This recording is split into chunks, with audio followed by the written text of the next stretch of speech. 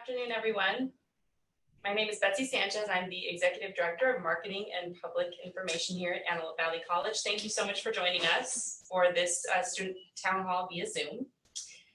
We hope that you are well and staying safe at home.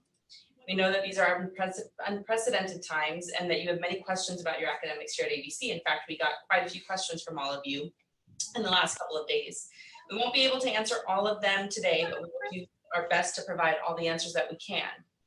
And those that we don't answer, we will post to the website at a later time as a resource. And as I mentioned in the chat, this is being recorded for those students who can't make it and would like to have information at a later time. For today, only the panelists and myself will be able to speak. However, if you have a question that isn't answered in the progression of the presentation, please place it in the chat. And we will have folks monitoring the chat and try to get to those as well, but we do have quite a bit to cover. Don't raise your hand, as that'll be a little hard to keep track of. So before we get started with the Q&A, I'd like to introduce our president and superintendent, Ed Knudsen. Good afternoon. I want to echo what Betsy just said about I hope you and your families are well and that you are safe. There were some questions about campus safety. A couple of things that we are looking towards as we move into summer. Students will not be on campus for the summer. We are continuing to move through construction, and the campus has been completely cleaned, and the areas that we do occupy are cleaned right behind us, so they get wiped down 2-3 times a day. We are practicing social distancing, and we are looking forward to having everybody back on campus as soon as it is safe and practical. However, summer session will be remote learning, as it has been over this last semester. And I know there were some challenges for some of you because we moved rather rapidly, and as students, you were learning how to use some of the resources, and our faculty were learning as well. So my hat's off to all of you, and I express my greatest gratitude to each of you for hanging in there as we close in on the end of spring semester. We still have plans, and we hope very much that commencement can be held in August. And we will be making a decision about how we will present instruction in the fall. There are several different methods that are available to us, and we will be looking at how we might be able to maintain the social distancing or whatever the protocols are at the time and still make it available for some students to be here some days a week and another group of students on another day a week. It's known as a hybrid course offerings, how we can do the laboratory classes, and then maybe fully remote learning, or all of those options are open to us, as well as possibly even being open. We don't know yet. It changes every day. The governor has not extended the stay at home, and that ends a week from today. And he puts out new information all the time. As a matter of fact, he is suggesting that a couple of retail businesses can open as early as tomorrow. This is all encouraging news. But I wanted to assure you that we're paying attention and we're making sure that you have as many resources available to you as possible. Registration is open on the priority status, and you're going to hear from panelists about what that means and how you register and what this means for financial aid. You're going to hear about the CARES Act. You're going to get the opportunity to learn an awful lot about the near future. And I want to thank Betsy and Rick for putting this together and making it possible for you to move forward. So thank you again for your attention today, and I will be chatting with you again soon. You all take care and stay safe. Thank you, President Knudsen. Most of the questions that we received were in regard to CARES funding and financial aid. You should have received an email about CARES funding yesterday that provided quite a bit of information. However, we are going to go ahead today and allow Vanessa Gibson, our financial aid tech analyst, and let me take a moment to go to my next slide here. We'll get back to that. To take us through some of the information that was sent and answer some of your most pressing questions about these very needed funds. So Vanessa, thank you for joining us. let's start our Q&A session regarding CARES by addressing the first question here, which is, what is CARES funding? Who is eligible and who is not? Hello, everybody. The CARES Act stands for Coronavirus Aid, Relief, and Economic Security. It was an emergency aid relief that was available for higher education institutions. And this money we were able to award to some of the students. The students that will be eligible must be enrolled in courses for the spring 2020 semester. They must be eligible for Title IV funding. Students must also complete a 2019-2020 FAFSA by the May 15th deadline to be considered for eligibility. In the email that we had sent out yesterday, there was a list of Title IV eligibility requirements. I suggest that you take a moment to look at that email and make sure that you meet the following criteria to be considered for the CARES grant money. Very good. So please do make sure that you check out that email. We also posted that information on the website right on the homepage, so you can take a look at that. So let's move to this next question. And I believe you just answered, but if I complete the FAFSA now, will I get CARES funds? Right, so if a student completes the 2019-2020 FAFSA application by May 15th, we'll be able to consider the student for the CARES grant money. We are requesting that students do update their address with admissions and records. You can do that through your MyAVC account. That way, if you are eligible for the funding and we're able to send that money to you, we'll have a correct address to send your Bank Mobile refund preference packet to. Great, and I know that there was quite a few questions about how you update that information, and we also sent an email about that and put that on the website and social media, but we will give those instructions in just a minute as well. So students want to know, Vanessa, how much money will they receive? So AVC determined that we were going to allocate $55 for students that were, or excuse me, $55 per enrolled unit for Pell eligible students, $35 per unit for non-Pell eligible students. An example would be for a Pell eligible student that was enrolled in 15 units, they would receive about $825. For non-Pell eligible students that were enrolled in 15 credits, they would receive about $525. Okay, great. I see a question. What is Title IV? Are you able to answer that? Should we? Yeah, I can. Title IV is a type of funding that we receive that we aid out to students. Title IV would be a Pell Grant, a student loan, or an SCOG, just to name a few. We know that this is very complicated. In fact, I'm new to the college world and still I'm asking a lot of these questions myself. So when will AVC be dispersing the funds? I know there's two disbursements and we may want to explain how that works.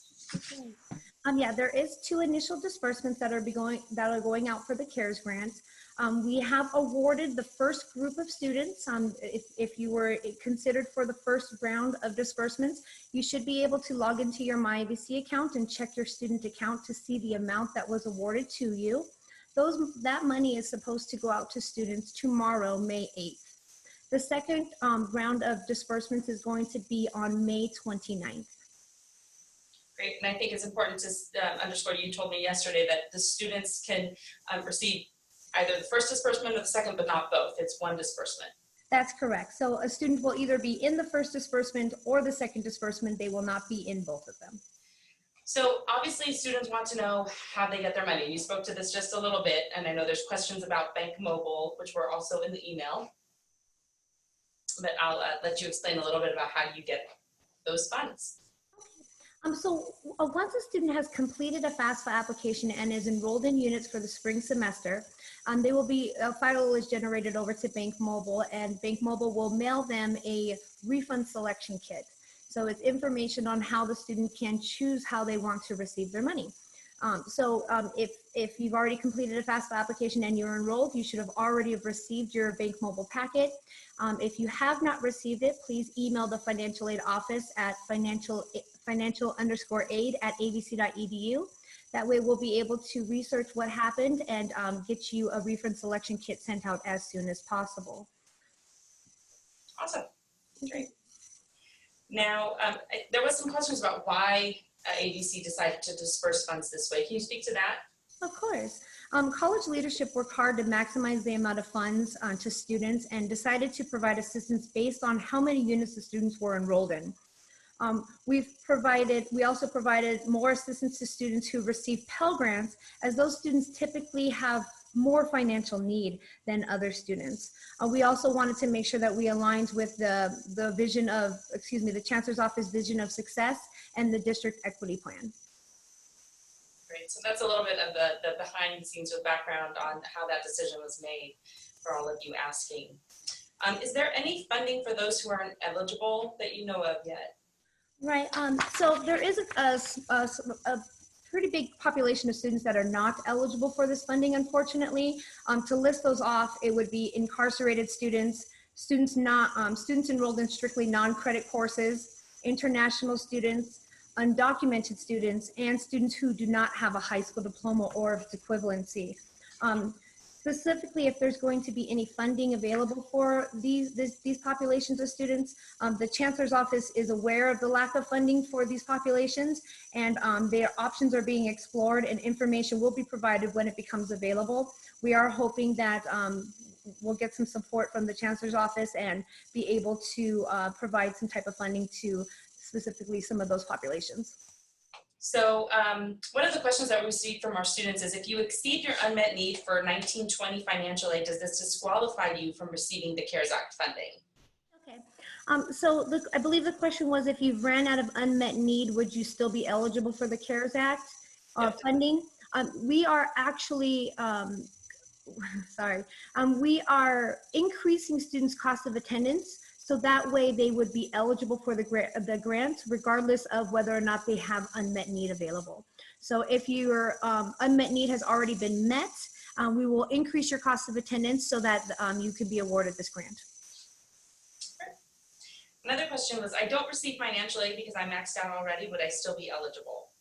So for CARES Act funding, it's very similar to the financial aid funding. You do have to be in good academic standing to be eligible.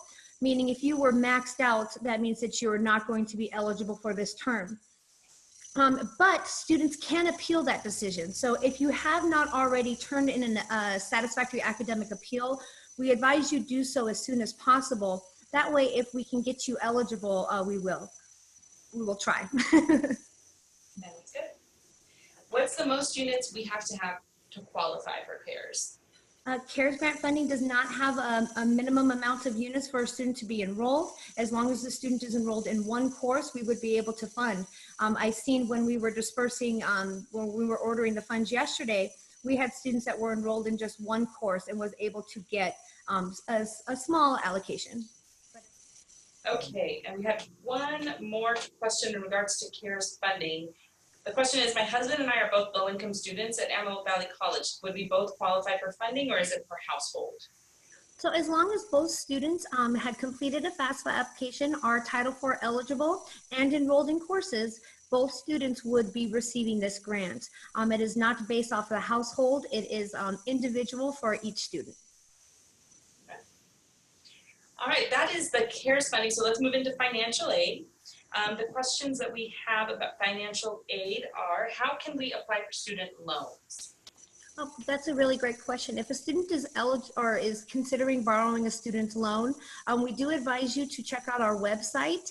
It gives you a lot of good information about borrowing responsibly, but also for the specifics of how to get the documentation on how to apply for a loan, we suggest you email our office at financial_aid@avc.edu. Just let us know that you're interested in borrowing a loan. If you can give us your student ID number, we'll be able to look to see whether or not you would meet the criteria, and we could forward you the documentation that's needed for you to complete. Okay. I see if you are on probation, is the grant still available? Going back to CARES grant funding, I just want to make sure, I think you did address that, but do you want to clarify? Right. So if a student is on financial aid probation, then they would be eligible for the grant. If they have been terminated or maxed out, then they would not be, but they do have the option to appeal that decision. So I would suggest if you have been maxed out or terminated for the spring 2020 term, that you submit an appeal to our office as soon as possible. Will there be Pell Grant disbursements made during summer school, or will those disbursements come in the fall? Good question. We are still planning on doing disbursements like we always have. It has been a little bit challenging for our departments, but we are moving forward with dispersing our students that are eligible for the summertime. And our disbursement schedule is available on our website if you'd like to see the dates of when we plan on doing that. I think the person's in the chat. Okay, how can I submit the financial aid requirements if the school is closed? Well, I am happy to announce that we've been working with our ITS departments, and they have created us the option for students to upload their documents through your MyAVC account. We had just got that put into your MyAVC account about 2 hours ago. So if you go and log in now, you'll be able to see the option to upload your documents, and they'll come directly to the financial aid office. That's great. That's great. Yes. Lots changing with everything going online so fast. Yes, there is. And I think the last question we have about financial aid for now is if you had to drop courses due to COVID-19 and owe financial aid, will that financial aid be forgiven? Okay. So we are looking at each student that has withdrew from courses due to COVID for this term. Some students have already been determined that they might have an overpayment for this term. But what we are going to be doing is on a case-by-case basis, looking at each individual student and determine whether or not an adjustment can be made or if the student will not owe. So if we might be reaching out to, or we will be reaching out to some of the students just to get some clarification as to why they withdrew or when they withdrew, just to make sure that we are able to do the adjustments. But we are doing, we will be looking at each student individually and making adjustments as needed. Oh, I lied. There's one more question. Sorry. No problem. Apply for financial aid for 2021, or is it too late? And if you can, how can you do it? Great question. The FAFSA application for 2021 is still available. It does become available in October. So for the next upcoming year, start looking for next year's FAFSA application October 1st. But the 2021 application is still available and you can still apply. So we suggest that you do so as soon as possible since the fall semester is fastly approaching. All right, doesn't want to do that. Well, I think that catches us up on CARES and financial aid. Vanessa, thank you so much. And I'm sure that we will probably circle back around to you once we look into the chat for some more questions, pending how much time we have at the end here. So thank you. Thank you. All right, so now that we've covered CARES funding, and financial aid, let's move on and get a little bit more information. We're going to go to, let's see, Rick is a little bit, to LaDonna. Yep, we'll go to LaDonna Trimble, the Dean of Enrollment Services. All right, thank you, LaDonna. So LaDonna is going to help us answer some questions about withdrawing and grades. And we did get quite a few of those. So let me bring those up here for you. So one of the big questions, and we did have a video that was produced and put on YouTube for you all to see, is how to request an EW. And if it's too late, and if so, if there's any way we can still receive EWs on courses. Okay. It is not too late to request an EW, so that's good news. You can request an EW until May 29th, which is the last day of the semester. And if, unfortunately, you can't make a decision by then, you may petition for an EW up to a year after the end of the semester. That is already part of the campus policy, and we will continue to allow that as an option. Many colleges and universities have switched to pass, no pass on all classes. And due to that, many students have encountered difficulties, especially with the lack of perhaps technology and knowledge in that space. So has this, this has obviously caused some problems, and what they want to know is, can you talk a little bit about the pass, no pass option? Okay. California Community College schools, as well as Antelope Valley College, have the option to allow students to choose a pass, no pass option past the deadline that we normally have.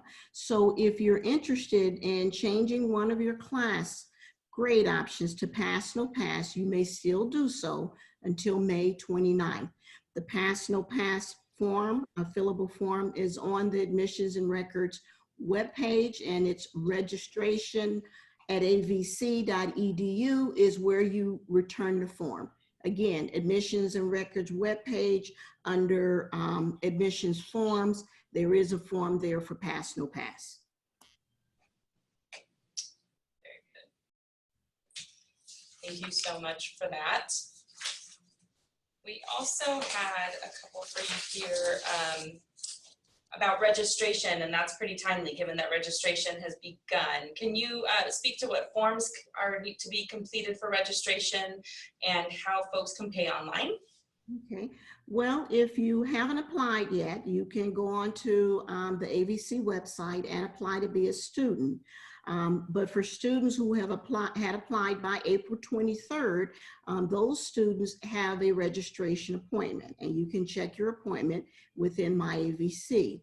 So the most important part about this, if you had applied by April 23rd, you should already have an appointment. If you did not apply, you can still apply and become a student by going to the AVC webpage. You can pay your enrollment fees by signing into My AVC under the Pay and Register tab. So to pay your fees, you can pay your fees directly there, and the cashier's office does require you to pay the full amount of the bill when you make a payment online. Great, thank you. Appreciate that. All right, and let's see. I think we can move on down to, or up, I guess, on my screen, Dean Rogenstein from Counseling and Matriculation. We have a couple of questions for you. And I apologize, I've gotten a little distracted, obviously, and have lost my place here, but let me get back to what your questions are. Where are you? So the question, of course, is how do we get counseling online? And I did have a screen to share, but we'll let you speak to that. Dean Rogenstein is. Hello, everybody. There's actually two ways that students can access counselors online. One is through our Cranium Cafe platform, and I would give you information as to how to access that on chat, but I don't think I can pull that off right now. So let me just give it to you as slowly as possible. You can go to our counseling website and find the link for Cranium Cafe. It is https://avc.craniumcafe.com/. Like I said, that's on our counseling webpage on that AVC website.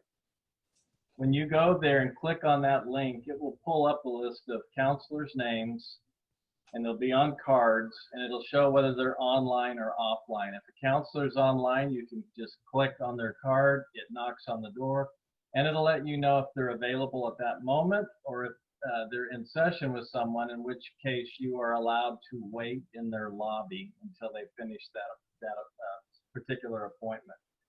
We can handle all counseling services through this measure.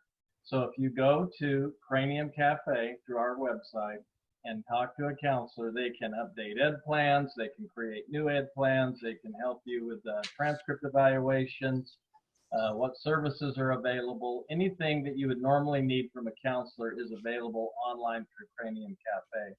The second way you can contact a counselor is if you go to our webpage on the AVC website, you'll see in the middle of a page a statement that says, need to email your counselor or ed advisor? Click here for email addresses.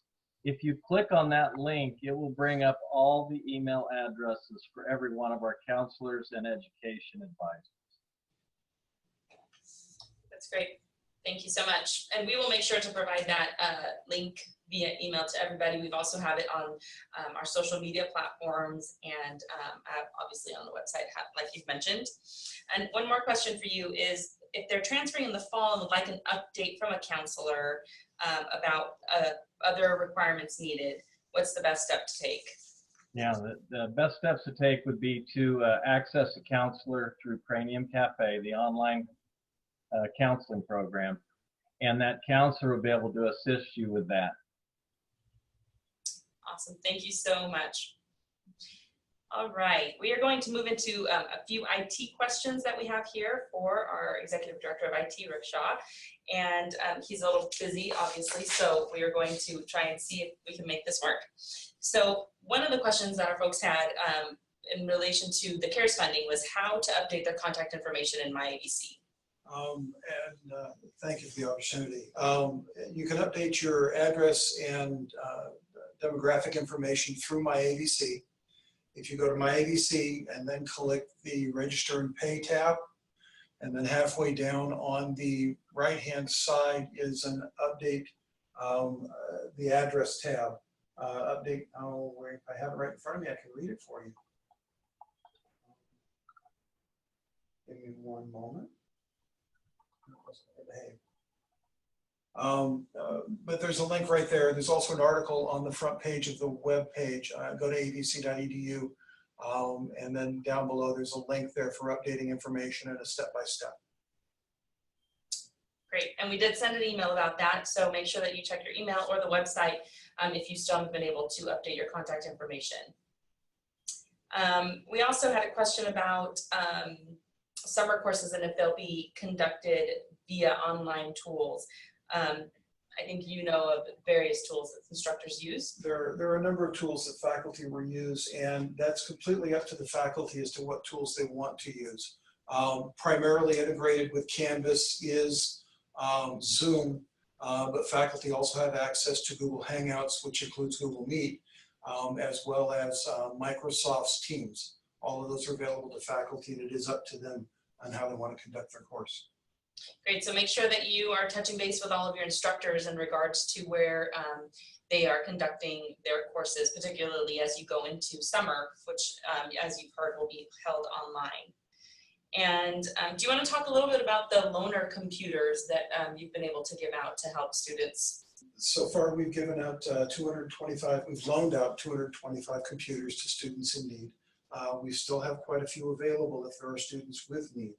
And there is a form online. If you go to avc.edu/one-word computer loan program, there's a brief information page and a link. All I need is your name and your 900 number.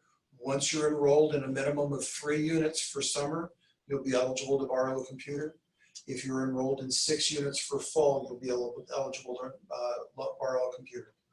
Computers that have been borrowed previously were due in May, but we're going to extend that due date. So students who are enrolled now who've borrowed a device, again, if you enroll in summer, a minimum of 3 units, that'll be extended to August. And if you enroll in a minimum of 6 units in the fall, it'll be extended to December. Great, so hopefully you will look into that online if you need any assistance with your computer at home, having a computer at home for your online learning. And finally, obviously once you get a computer, you need internet access, and I know that that one's a little bit more challenging. That one's a huge challenge because it varies on availability through geography and who the providers are in the area. Spectrum is still continuing. They're 60 days free if you dial their 800 number, and that is on the website on the COVID-19 information page.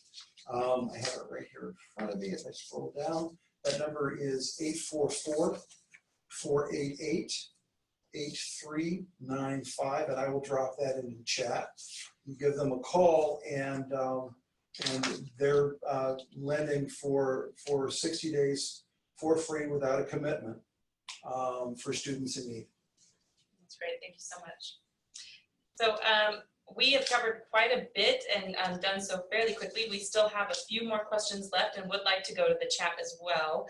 LaDonna, I think I did find one more for you, if we can unmute you. Just a sec. Just one quick second. Okay, LaDonna, you're unmuted.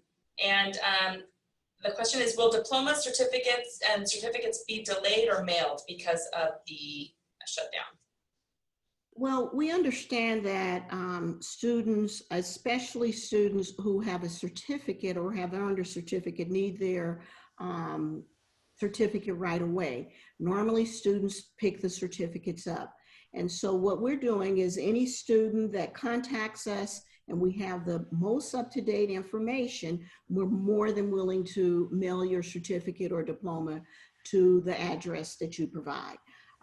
Because so many addresses are not up to date, that is why we are not doing a mass mailing. So at the end of spring, if the campus is not open, you'll have an opportunity to contact us and we will mail your diploma or certificate. And if your diploma or certificate is already with us, we have already been mailing certificates and diplomas out when students requested we do so. You can request that at the graduation website, which is graduation@avc.edu. Great, thank you so much. We had received some Books Help questions as well. I received books through Books Help and they need to be turned in at the end of the semester. How do we go about doing this? And the answer is we're still working this out and we'll send information as soon as we have a confirmed plan. We are looking at options, obviously using social distancing protocols and making sure that we do this in the best and most efficient way possible that's also adhering to those protocols and safety. So please be on the lookout for an email in regards to that information. We also had information or a question about, or a couple of questions I should say, about commencement and when information about commencement will be released in regards to purchasing tickets, purchasing caps and gowns and getting tickets. And again, we are working on this particular information and the specifics of how many tickets, if there will be a limited amount, how to purchase caps and gowns. As you can imagine, many businesses have been closed and it's taken just a little bit longer to get answers and understand the best way to go about having caps and gowns and photos and tickets provided to all of our students. So more information to come on that, but we definitely will be sending out emails and a website message for all of you to be tuned into. And we had a question about work study.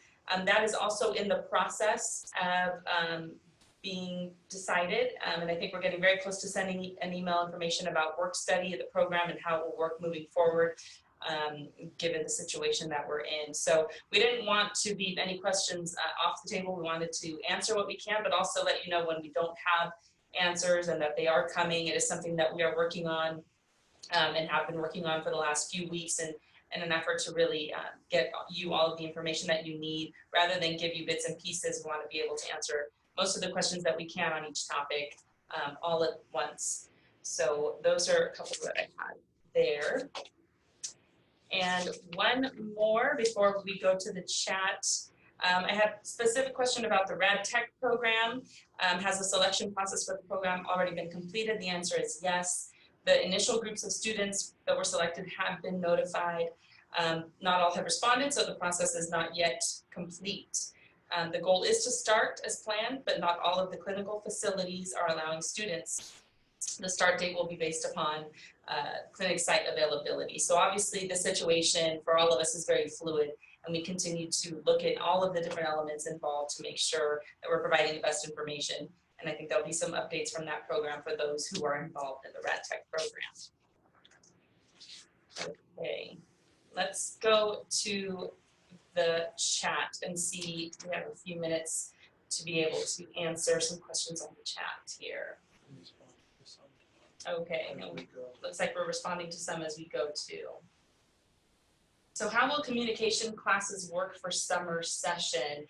I think for, yeah, each course during a, when you're online, each course similarly to when you're in person is going to be run by that specific instructor. So we want to emphasize that you need to get in contact with your instructors as soon as you have their email and contact information and understand what their expectations are, how they're going to be delivering classes and assignments so that you can be engaged that way. Okay, give us a second. I think, Ladonna, we're going to go back to you on the EW question. There's quite a few questions on EWs. would you take a moment to explain, and again, we have a video online that we put together explaining EWs, but could you explain the process for students who need to request an EW? Okay. You can request an EW by completing the request for EW form, which is on the Admissions and Records webpage. If you email registration@avc.edu, we will be happy to simply send the form to you electronically. The EW is designed to help to mitigate the COVID-19 impact on students' academic progress. And the most positive part about that is that students will not be penalized if they elect an EW in terms of repeating a course. An EW does not count in the number of allowed repeats. It also does not count in progress and academic probation. And every EW form is being reviewed by financial aid, and a determination is being made if the financial aid office can assist in any way in terms of funds being returned to students, and also if the student can be forgiven for any amount of money they may be responsible for if they didn't receive an overpayment, like Vanessa said. Then all of the forms are being evaluated between financial aid, Office of Business Services, and Admissions and Records to ensure that a student is granted every benefit possible because of the EW. You can choose an EW until May 29th. You simply send the form to registration@avc.edu. Again, it's on the Admissions and Records webpage. If you need help, contact registration@avc.edu. That's great, thank you. We do have a books question, and I believe we have James Nasapak available with us, who can speak from the bookstore. Are you there? Yes, I am. There you are. Thanks for joining us. So I think the question is, how do we get books? Are there digital books? I'll let you take it away. So with the summer session, just like any other of our sessions, you can go on to marauderbookstore.com and see the textbook tab, and you can order, if we've received course material information from the instructor, your books will be shown on there that need to be purchased. You can purchase them on there, and then we will be shipping them to you free of charge. The shipping's free. The book still is going to cost you, or the course material.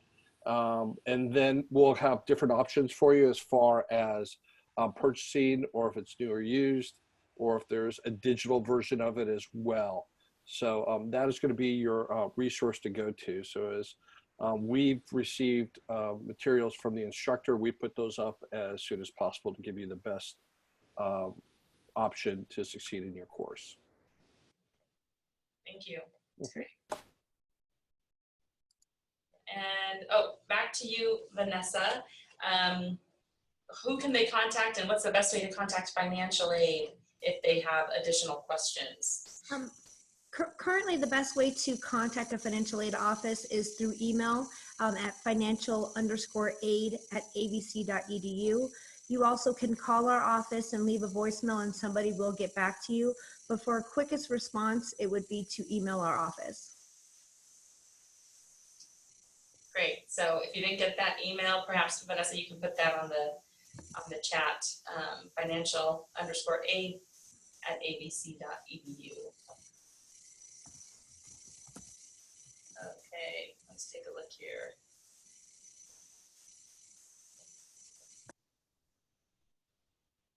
Oh, and how can we upload things to financial aid? Vanessa, did you want to repeat that one? I'm sure lots of folks are eager to do that. Yes, to be able to upload documents to the financial aid office, you would log into your MyAVC account. You can check your financial aid status, and you'll see a link that says upload your documents. If you go to your student requirement page, there's an upload button underneath the requirements that you can click on and submit your documents. We are creating a document for students with instructions on how to do so. So please, we'll have that sent out to you guys. Maybe we'll have an announcement sent out to the students just to give us a little bit more instructions on how to do so. But it is in your MyAVC account when you're checking your financial aid status, and under your student requirements, you'll see the upload button. Great, thank you. I see a question about the Child Development Center for fall. We will make sure to look into that and get back to you, obviously, because the situation is very fluid. It will depend on where we are in terms of the phases and what's been lifted and what hasn't. I know that as of right now, the teachers are providing educational programs online, like many schools are across the country. So stay tuned for more information about that, but we will definitely get that back to you.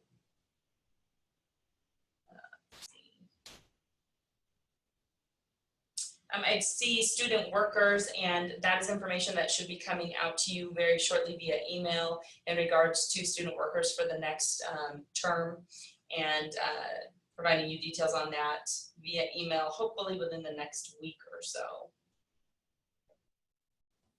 Yeah, will an email go out about commencement? We have been sending all of the information via email and posting it to the website and to social media, Facebook, Instagram, and Twitter as well. So please make sure that you check the ones that you are obviously on already and try and make that easy for you. On the website, it's often in the news section, but we will definitely put links in social media for you to go directly to the pages that you need information on, and sending via email. Will the CARES funds be available tomorrow, or will it take 3 days? Vanessa, I'm going to let you speak to that. Okay. Depending on how you chose your refund preference will be when you'll receive your funds. The campus is releasing the money tomorrow to Bank Mobile, and depending on how you chose your Bank Mobile preference will be how quickly you received it. If you chose a Bank Mobile, if you chose to open up a Bank Mobile Vibe account, that money would be available for you same day. If you chose the direct deposit option, that money will take approximately 2 to 3 business days to go into your bank account of choice. If you haven't chosen a preference, then it will automatically default to a paper check option, which can take up to 21 days. So our suggestion is, if you haven't chosen a preference, to log into that Bank Mobile, log into your Bank Mobile account and make sure your preference is chosen. But again, the quickest way to get them funding is through the Bank Mobile Vibe account. The direct deposit option does take approximately 2 to 3 additional business days. When can we register for summer classes? LaDonna, just 1 second. There you go. The good news is summer classes registration are the same as fall. So when registration began on May 5th, if you have a priority registration appointment, you register for summer and then you register for fall. You simply just change your term. Vanessa, they'd like to know, are there more financial aid reimbursements to be deposited? Financial aid is planning on doing 1 more disbursement for the spring term. So there will be another disbursement if you haven't already received aid, and we have now just determined your eligibility. But for specific questions like that, we would like for you to go ahead and email the financial aid office so we can look at your account to make sure that you are going to be eligible and that there's no further documentation that is needed from you at this time. So please email the financial aid office at financial_aid@avc.edu, and we'll be able to look at your account and determine if you'll be receiving any further funding. Great.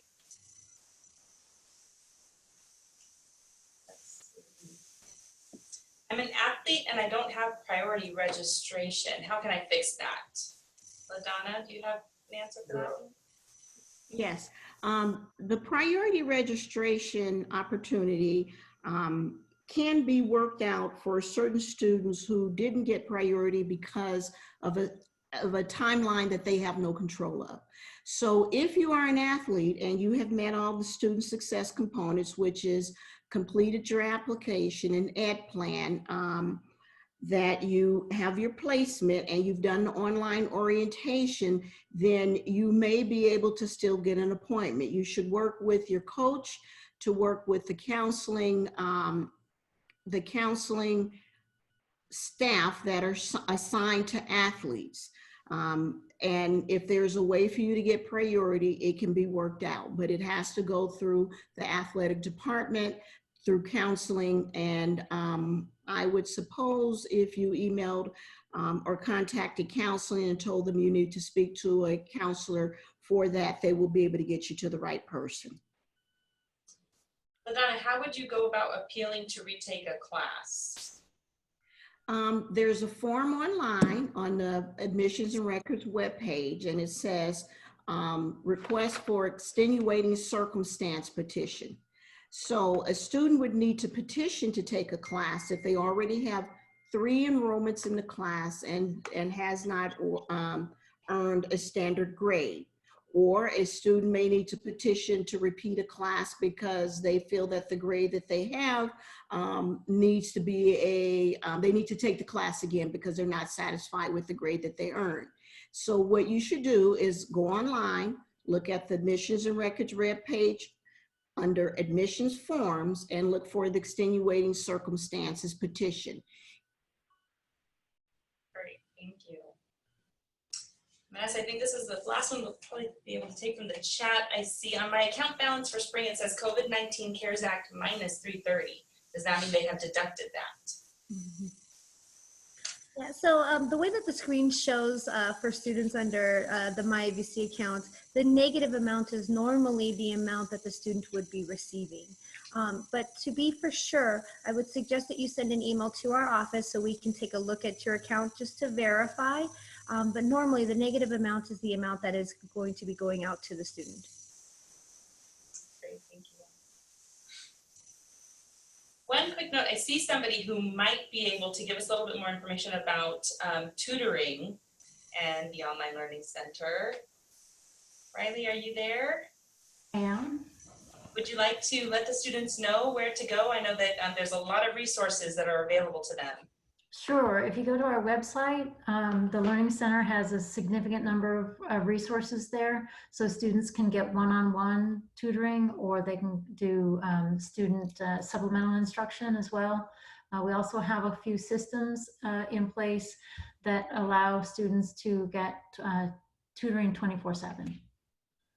Yes, please make sure you check out those resources. I know they're standing by ready to assist. We have hundreds of hours available to assist students. Yeah, we know that online learning can be very different, so please take advantage of those resources. But again, just thank you for joining us and spending your afternoon with us. We really appreciate it. We appreciate you, and we're here to help you with your academic endeavors, even during these challenging times, and especially during these challenging times. So we appreciate you. Email any questions that you might have to info@avc.edu, and we'll be happy to try and get you responses as soon as we can. Stay safe and reach out, and we're here to help you while you stay on track and at home. Thank you so much.